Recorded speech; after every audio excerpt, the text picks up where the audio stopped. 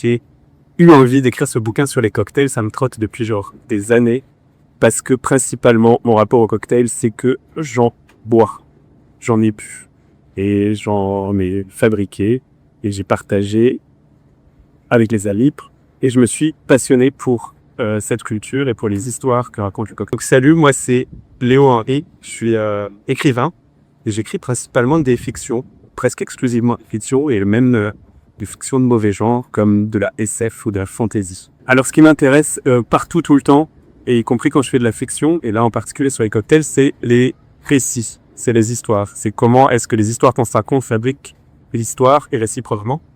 Et la cocktail culture, c'est caractéristique d'être rempli de récits. Et c'est un mélange de récits tout à fait crédibles, scientifiques et avérés, et de délire de pochetron. Et tout ça est complètement entremêlé, et entremêlé depuis peut-être genre 2 siècles et demi. Et ça me paraissait être un bon outil pour essayer de travailler cette question-là, en fait. Comment est-ce que on fait culture ensemble? Un cocktail qui est rigolo pour réfléchir à ces questions, c'est la caipirinha.